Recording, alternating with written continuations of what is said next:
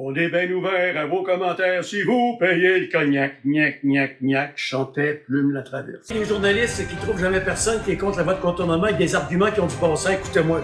La fonction publique est un monstre qui se nourrit de lui-même. On coupe dans l'éducation, on coupe dans la santé, on coupe dans les services à la population. Je suis payé, moi, pour être incompétent. J'avais une belle gang de fonctionnaires à Québec au gros salaire qui se pognent le moine en pleine journée. Maintenant, Donald Trump. Hey, le gros épais. Il ne laisse personne indifférent. Ses commentaires sont directs et il n'a pas la langue de bois. Voici le commentaire de la semaine de Daniel Poulain. Oui, mes amis, nous sommes très ouverts à vos commentaires, mais je voudrais vous parler de deux commentaires en particulier, même d'un troisième si j'ai le temps. On va commencer par Picotine, parce que, voyez-vous, à la boîte à surprise, il y avait ce personnage Picotine qu'on aimait beaucoup. Et il y a quelqu'un qui nous envoie des commentaires de temps en temps sous le pseudonyme de Picotine en 2 mots. Tout ce que j'ai à dire, c'est que moi, quelqu'un qui m'envoie des commentaires puis qui n'a pas le courage de se nommer, de me dire c'est qui, mettons ton commentaire, je me passe quelque part. Hein? Et généralement, il y a beaucoup de gens que je connais, des journalistes aussi. Quand on reçoit des commentaires comme ça sous des pseudonymes, on dit, regarde, là, si t'es pas capable de t'exprimer, que tout le monde sache qui tu es, ben écoute, tes commentaires, ça vaut pas cher. Et d'ailleurs, ces commentaires-là de cette personne-là, assez souvent, sont, bon, ça vaut ce que ça vaut. Bon. Maintenant, il y a quelqu'un dans un commentaire qui m'a reproché de dire qu'il y a des choses qui sont des faits concernant la voie de contournement ferroviaire, alors que pour cette personne, il n'y a aucun fait. Non, ben écoutez, là, cher ami, un fait que vous pouvez voir partout là-dedans, là, c'est que beaucoup d'experts s'accordent à dire qu'il va y avoir des problèmes. Des problèmes dont on ignore présentement l'ampleur. OK? Ça, c'est un fait. Je peux pas ça dans les airs, là. C'est écrit noir sur blanc. Pour appuyer ce fait, OK? F-A-I-T en majuscule, une compagnie d'assurance d'une municipalité dit « Non, nous n'assurerons pas la surveillance des puits parce que les risques que nous assurons sont des risques potentiels et non des risques concrets. » Bon, ben là, la compagnie d'assurance est d'accord avec les experts. Parce que la compagnie d'assurance, elle n'a aucune idée de l'ampleur aussi des problèmes à venir, mais la compagnie d'assurance se fie aux experts qui disent qu'il va y avoir des problèmes. Donc, nous sommes devant 2 faits qui sont finalement accomplis. Et là, on va faire les Sherlock Holmes pendant 2 secondes.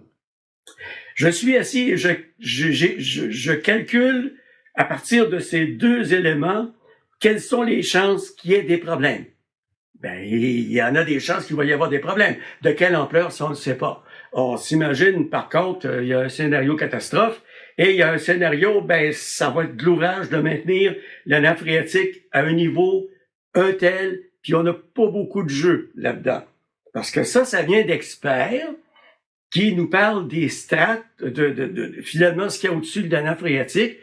Et puis, ils disent, ben, il va falloir maintenir la nappe à un certain niveau pour éviter soit un affaissement, soit qu'à un moment donné, ça se mette à gonfler et que ça descende. Ça, c'est des faits. Vous pouvez pas contredire ça. Vous pouvez pas contredire un spécialiste qui vous explique qu'est-ce qui peut se passer. Un autre fait, et ça, c'est le pire. On passe pas au-dessus de la nappe phréatique, cher ami, on passe à travers la nappe phréatique. Le dénoyage qu'on va faire, c'est une première au Québec. On n'a jamais fait ça au Québec. Ça a été fait en Europe. Il y a quelqu'un qui a mis des photos récemment et on voit qu'il y a un écoulement qui est continu à partir de là. Et ça, c'est un fait qu'on passe pas par-dessus. On passe à travers. C'est un fait. Alors, quand vous allez passer votre temps à dire que quand je parle de choses qui sont des faits, que c'est pas vrai, que c'est pas des faits, ben faites un Sherlock Holmes de vous-même, assoyez-vous et posez-vous la question suivante. Si Frontenac ne peut pas assurer la surveillance des puits, est-ce que la compagnie d'assurance de Lac-Mégantic va le faire? Pour que la compagnie d'assurance de Lac-Mégantic le fasse, suivez mon raisonnement, il va falloir absolument qu'ils aient aucune idée de ce qu'est le problème. Et il y a une chose que je vais vous dire, les gars là, des compagnies d'assurance, là, les gars qui jaugent les risques des compagnies d'assurance, ces gars-là se parlent.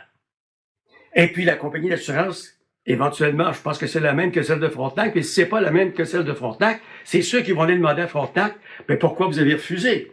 Ben, ils vont leur envoyer un document détaillé, leur expliquant pourquoi ils refusent d'assurer ce risque qui n'est pas potentiel. Ils le disent. Il est concret. C'est écrit noir sur blanc. Alors, écoutez, là, quand vous m'accusez là, que ce que je dis qui sont des faits, c'est pas des faits, ben soyez-vous, faites un Sherlock Holmes de vous-même, rapiécez toutes les petites choses, puis à un moment donné, vous allez comprendre que effectivement, là, il y a des faits desquels on peut parler aujourd'hui qui sont des faits concrets. C'est pas des petits détails puis du niaisage, ce sont des choses qui sont vraiment concrètes. Moi, quand une compagnie d'assurance me dit « Non, monsieur, je vous assure pas », c'est parce qu'ils ont de bonnes raisons. Parce qu'ils sont là pour faire de l'argent, eux autres aussi, hein, oubliez pas ça. En terminant, il y a quelqu'un qui m'envoie parfois des commentaires écrits en majuscules. Ça, en majuscule, quand vous écrivez à quelqu'un, c'est parce que vous lui criez par la tête. J'ai passé souvent des commentaires sur le gros Doritos qui sert de président aux États-Unis. Et puis, il y a une petite madame. La petite madame est fortement insultée que je traite le président américain de Doritos, de gros orange et de ce que j'ai dit.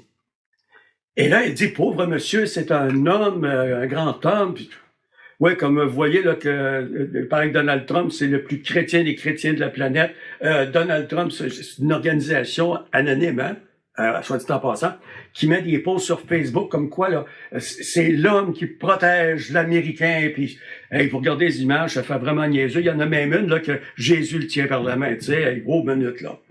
Madame, je vais vous démontrer à quel point Donald Trump et sa bande d'imbéciles heureux sont niaiseux. Je suis sûr que vous avez entendu parler que Trump veut bâtir une arche de triomphe, comme à Paris. Hein? Il va sûrement mettre son nom dessus. Et cette arche-là va être placée à un endroit tel que ça va cacher tout le Lincoln Center. Ça va boucher le paysage. OK? C'est sur les bords du Potomac.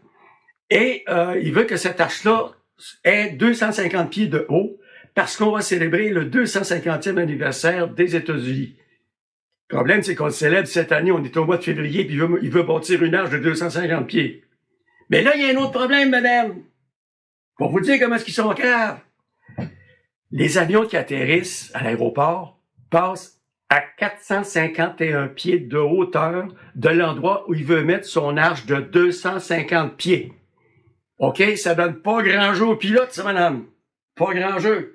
Alors, quand vous avez vu l'an dernier un hélicoptère qui a frappé un avion, ben, ajoutez un autre danger supplémentaire, ajoutez une arche. Ça n'a aucun sens. Il n'y a pas un pilote qui va vous dire que je vais atterrir à 150 pieds de jeu. Voyons donc. Alors, quand vous m'écrivez pour me dire que Trump est un gars intelligent, ben écoutez, là, je viens de vous démontrer par 10 à quel point ce gars-là est nul, puis j'espère qu'il sera plus là à la fin de l'année. Alors, sur ça, je voulais vous parler de Mark Carney cette semaine, mais ça va aller la semaine prochaine.